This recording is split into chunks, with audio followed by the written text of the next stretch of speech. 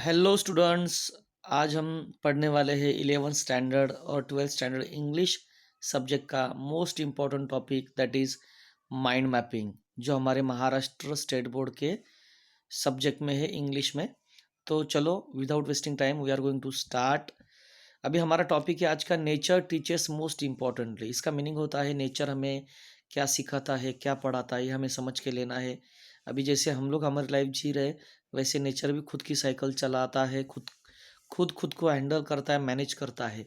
Just start from the that what the natures teachers most importantly. तो हमें वो endurance बताता है। एंड्योरेंस मीन्स हर एक चीज़ में हमें बैलेंस रहना है। फॉर एग्जांपल देखो उन्होंने दिए हैं lakes, rivers, streams, ponds and rocks. ये नेचर के अलग अलग फॉर्म से, इवन दो ये साथ में बॉन्डिंग करके एक साथ होते हैं। Number second, punctuality. नेचर का भी खुद का जो रूल है, खुद की जो साइकिल है, वो कभी डिस्टर्ब नहीं होने देता। सो इसमें पंक्चुअलिटी में क्या क्या आता है? सीजन्स, हमें पता है हमारे हम लोग इंडिया में रहते हैं तो देर आर 3 सीजन्स, कि वो तीनों सीजन उनके टाइम पे साइकिल में चलते रहते हैं। नेक्स्ट सन, सन सुबह राइज होता ही है। नेक्स्ट मून, उसके हिसाब से पूर्णिमा की रात हो या अमावस्या की, हमें पता है उसके हिसाब से वो राइज हो ही जाता है।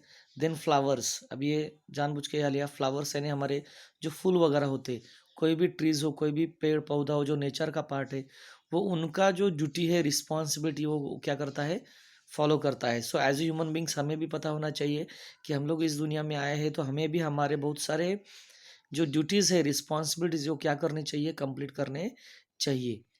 एंडोरेंस में हम लोग ने lake, stream, rivers, ponds, rocks, ये नेचर के अलग अलग पार्ट्स देखे। तो हम भी इस दुनिया में जब आते हैं तो हमें भी अलग अलग टाइप्स के लोग मिलते हैं, अलग अलग टाइप्स की सिचुएशंस होती है, प्रॉब्लम्स होती है।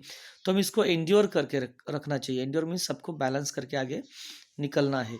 Next, self offering. अभी नेचर हमें सेल्फ ऑफर करता है। नेचर जितना भी, नेचर ने जो भी बनाया है, क्रिएट किया है, जनरेट किया है, वो खुद उसको यूज़ नहीं करता है। वो टू द जो भी एनिमल्स है, बर्ड्स है, या हम लोग ह्यूमन बींग्स है, ये उसको यूज़ करते हैं। तो सेल्फ ऑफरिंग क्या है नेचर से? ट्रीज, फ्रूट्स और फ्लावर्स, रिवर, ऑक्सीजन, हमें पता है ये हर एक चीज़ ह्यूमन बींग यूज़ करता है, हम लोग यूज़ करते हैं। जो हमारे इकोनॉमिक डेवलपमेंट के लिए, सोशल डेवलपमेंट के लिए हम लोग इसको यूज़ करते हैं। तो एज ए ह्यूमन बींग हम भी सेल्फ ऑफरिंग में होना चाहिए, हमें भी सोशल वर्क करना चाहिए। हमें भी, हमारे पास समझो कुछ ज़्यादा होगा कोई चीज़ है, तो हमें दूसरे को जो नीडी पीपल है उनको क्या करनी चाहिए, इसको सेल्फ ऑफर करनी चाहिए, देनी चाहिए। Next one is humility. अभी ह्यूमिलिटी में कौन से पॉइंट्स हम लोग ने लिए हैं? पहला है अर्थ, सॉइल, ग्रास और waterfalls.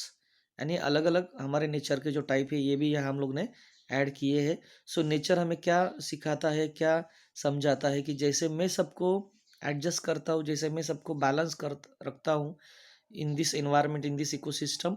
So as a human being हमें भी, जितने भी यहाँ रहने वाली पॉपुलेशन है, जो एनिमल्स हो या बर्ड्स हो या कोई भी नेचर का पार्ट या ह्यूमन बींग्स हो, इनको सबको हमें साथ में लेके we have to go ahead, और we have to do our development with the protection of nature.